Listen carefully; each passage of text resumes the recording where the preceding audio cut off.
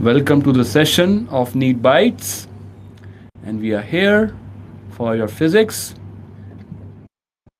the first session for physics.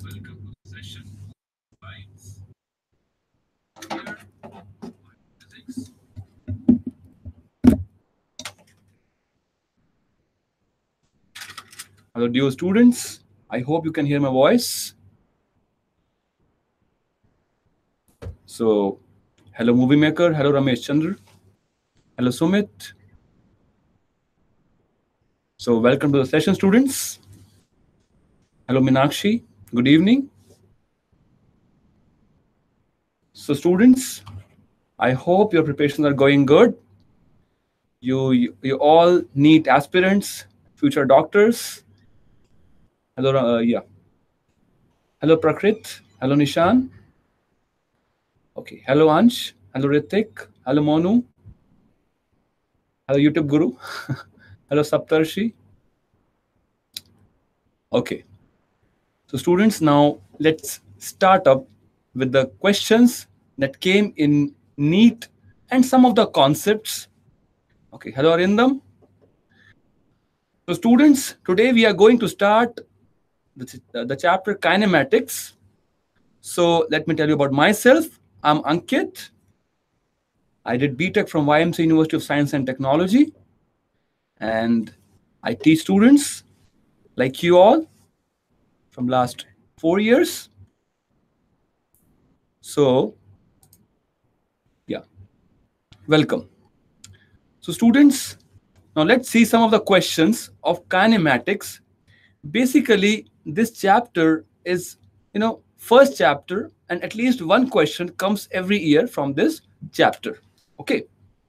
So, let's see the first question, and I'll tell you some concepts that are related to this question. Okay. So, let's see the question. Two cars, P and Q, start from a point at the same time in a straight line, and their positions are represented by XP and XQ. Okay, so their positions are actually the functions of time, as you can see here. So at what time do the cars have the same velocity? So students, before starting this question, we should actually know the basic formulae, right? As you should all know, like how to find velocity from displacement or the position, right? So as you can see here, that velocity is written as rate of change of position. Okay, delta x by delta t, right? And this is actually called average velocity. Okay, this is called average velocity. And when we have to find the instantaneous velocity, beta, the rate of change of position is called velocity. Sunita, okay? Yeah. Okay, Mihir, don't worry. See, this is the question. Okay. Yes. Now, students, one more velocity is there that is called instantaneous velocity.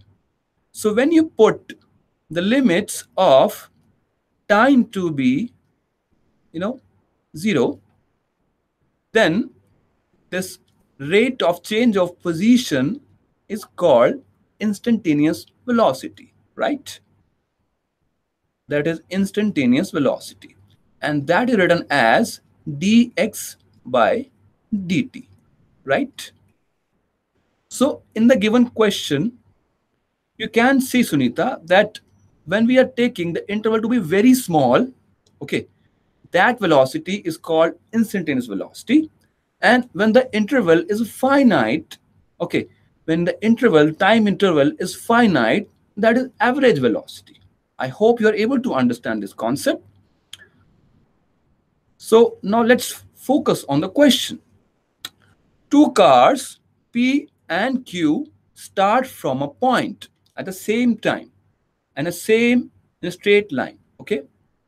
So at what time do the cars have same velocity? So here we are talking about instantaneous velocities, right? Because at what time we are basically talking about some instant. Okay. So we are talking about instantaneous velocity. Okay. Now how to find the students? That's very easy.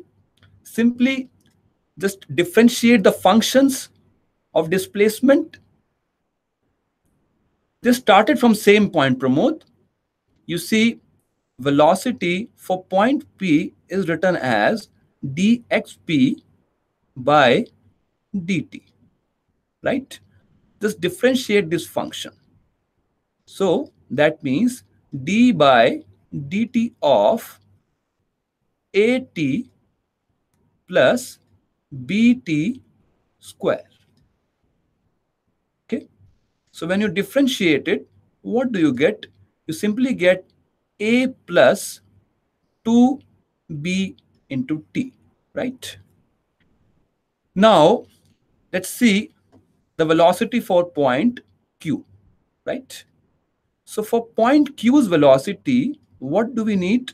We need to differentiate dxq with respect to time, right? Like this. And I'm doing. So ft. So d by dt of ft minus t square. So student, when you differentiate this, what do you get? You simply get f minus 2 into t, right? So we have to find the instant at which the velocities are equal, right? So just equate the two velocities vp and vq, right? By this we can write a plus b into t is equal to f minus 2 into t, right? So from this, by solving this equation, we can find the value of time, t. Okay. So simply you can write this as a minus f, or you can write simply f minus a is equal to, okay, wait, I think we have missed something here. It should be twice of bt, right? It should be twice of bt, right? So 2bt plus 2 into t. Just take t common, you will get simply f minus a divided by 2. You can take common b plus 1 as a value of time. Yes, Mihir beta, we have just differentiated. Okay. So you can see that option B is same as the answer we are getting, right? This f minus 2t, can you explain once again? See, Mihir, what I have done, I have just differentiated the position, the position with respect to time. So when you differentiate ft minus t square, so beta see, the differentiation of t is 1 and t square differentiation is 2t. So that's what I have written. Okay. You can see the recording later on. Okay, beta. Now let's proceed forward. Now students, this is the question that came in NEET 2017. The question says that the x and y coordinates of the particle at any time are given as x is equal to 5t minus 2t square and y is equal to 10t. Okay. Where x and y are in meters and t is in seconds, the acceleration of the particle at t equal to 2 seconds we have to calculate. So students, you can understand one thing, that the particle is moving in xy plane, right? It's moving in xy plane, where its x coordinate is varying with respect to time and y coordinate also varying with respect to time. So you must know that, yes, you must know that, wait, that A is equal to dv by dt, where v is the velocity. So acceleration is calculated by differentiating velocity. And you know what is velocity? Velocity is dx by dt or dy by dt, right? So you can simply write A as twice, d2x by dt square, like 2 times differentiation of x with respect to time is actually acceleration, right? So what we have to do in this question? In this question, basically, we have to differentiate this function x with respect to time and y with respect to time, and that 2 times. Okay, 2 times we have to do that. Okay, and after that, see, we'll get acceleration in x direction and acceleration in y direction. And net acceleration can be found by a x square plus a y square. This will be the net acceleration. So let us see that how to do this question. So in the given question, x is equal to 5t minus 2t square. So let's copy it. Let's copy it. So x, let's change the color first. Wait. So x is equal to 5t minus of 2t square. So first of all, find velocity. Velocity is equal to dx over dt, right? So when you differentiate it, what do you get? Simply you get 5 minus 4t, right? See, in that case, Pratham, in that case, the object or the particle is moving in 3 dimension. Okay. In that case, we'll also consider z acceleration in z direction. Okay. So now this is what? This is velocity in x direction. Now find ax by differentiating velocity. So dv x by dt. So when you differentiate it, you get minus of 4 meter per second square. It's a constant value. Now let's differentiate y function also. So for y, we are given that y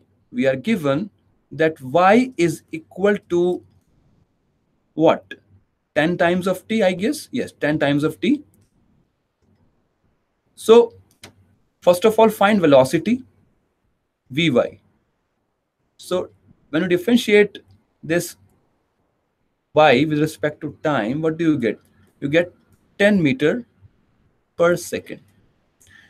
So student, as the velocity is constant, it is constant. So that means ay will be 0, right? So when you have to find a net acceleration, you have to use this formula. A net is equal to ax square plus ay square.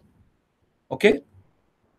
So that means the answer is minus 4 meter per second square, because in y there is no acceleration. Okay. I hope you're able to understand this question. Okay. Now let's see the other question. Now students, this question came in 2014 AIPMT. At that time, NEET was called AIPMT. Okay. So let us see this question. A particle is moving such that its position coordinates x comma y are 2 meter comma 3 meter at time t equal to 0, 6 meter comma 7 meter at time t equal to 2 seconds, and 13 meter comma 14 meter at time t equal to 5 seconds. So what we have to find? we have to find the average velocity vector. So students, let me tell you one thing. Let me tell you one thing. Average velocity. Okay. What is average velocity? For average velocity, what do you need? For average velocity, what do you need? You need two things. One is total displacement and total time taken. Okay, wait.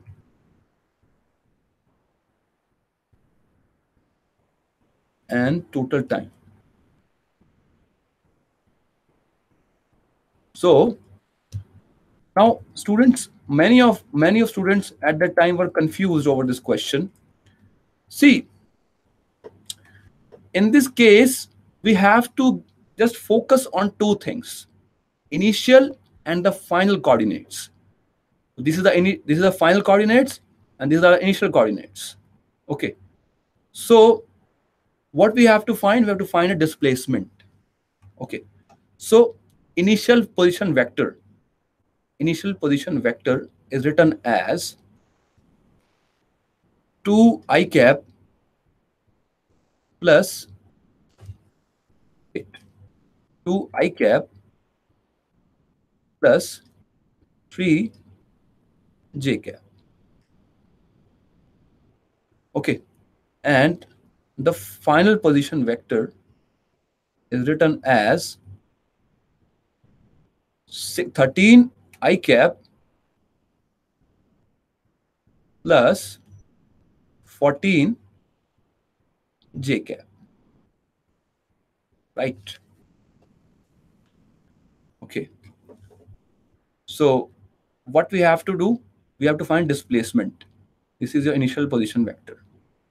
So what is displacement vector? You must have learned about displacement vector. Yes.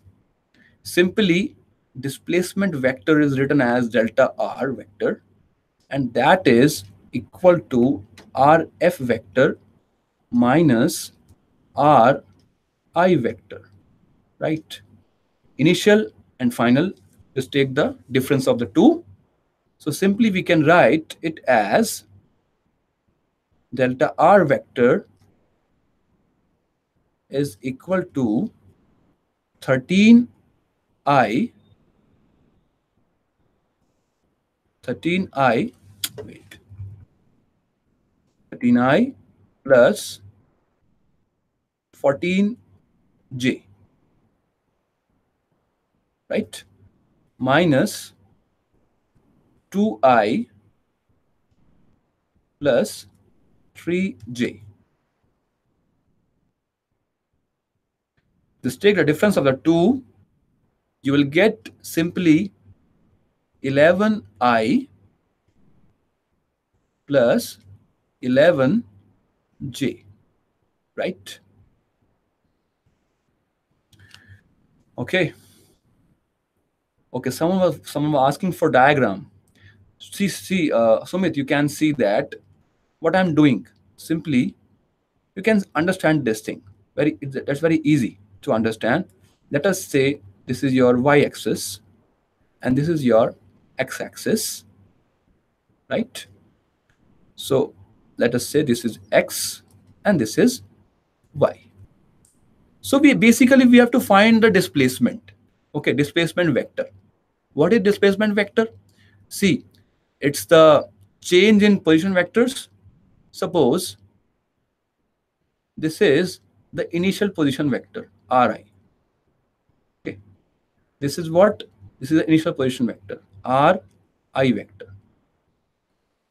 And let us say this green one. Let me draw it here. This is the final position vector. Okay. So this is the final position vector. Let's say R F vector. So the displacement vector will be a vector that is having the tail at the head of Ri and head at the head of RF vector. right? Let us say this one, this pink one, as the vector that is displacement vector. Okay, this is your delta Ri, delta R vector, right? So basically we have to find this delta R vector. Okay, so in the coming slide, you can see that we have found this delta R vector, that is 11i plus 11j cap. So when you have to find the average velocity, you have to divide with the total time. Okay, so let us see how to find that. Simply, velocity, average velocity is equal to delta R vector divided by delta t, right? So it's equal to 11i plus 11j divided by, what is the total time? It's 5 seconds, 0 to 5, right? Yes or no? So you can see from t to t equal to 0 to t equal to 5 seconds. So just put the value of time to be 5 here and you will get the answer. Okay. So average velocity is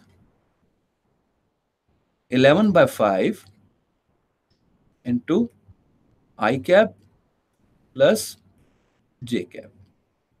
Okay. So this is the answer. So from the options, we can see that option D is the correct one. Okay. So students, see, many of the students must have used the middle one, 6 meter, 7 meter. So corresponding to that, answer the given here. Okay. So don't get confused over any other point. Just focus on initial and the final points. That's all. Okay. Now let's see the other question. I hope you're getting it. It's quite interesting for all of you. Yes, this question, can we write I cap plus j cap as root 2? See, movie maker, I cap plus j cap. See, is the magnitude. I cap, the magnitude of I cap plus j cap is root 2. Not writing I cap plus j cap is equal to root 2. No, it's the magnitude of that. Okay. Because, see, Ankit, because in that case, see, basically, we have to be clear about initial and the final positions, not the middle positions. Okay. Just think it over. Okay. So this question was quite interesting, and some people found it quite complicated. See, Preeti reached the metro station, right, and found that the escalator was not working. Like so many times we also do that, like find that. So, and the accelerator was not working. She walked up the stationary escalator in the time t1. On the other days, if she remains stationary on the moving escalator, then the escalator takes her up in the time t2. The time taken by her to walk up on the moving escalator will be. So here we have to find, see, we have to find the time taken by the person to reach the top of the escalator when it is moving. So students, you can understand one thing from here, that like if she is moving, see, when she is walking on the stationary escalator, so it's her own speed. Escalator, you might have seen the moving stairs and the metro stations are, yes, Sumit must have seen. So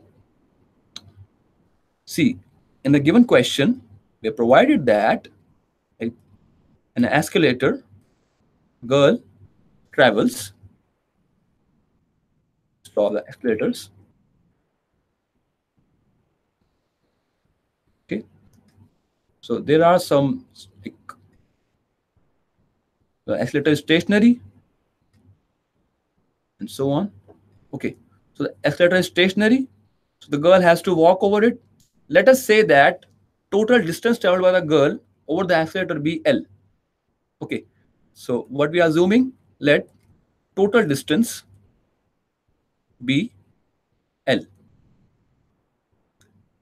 Yes, let's say the total distance be L, right? And now what is given? It is given that the girl is taking T1 time to reach at the top. So we can find the speed of the girl. Okay. So what is speed? Simply you can write speed of Preeti is equal to L by T1, right?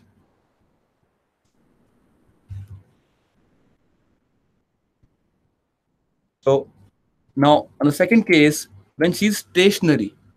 So when she's stationary, okay. So when she's stationary, basically what is moving? The escalators are moving. So when we divide the time t2, okay, when we divide L by t2, we get the speed of escalators, right? So now we can write speed of escalators are speed of escalator is equal to L by T2. Okay.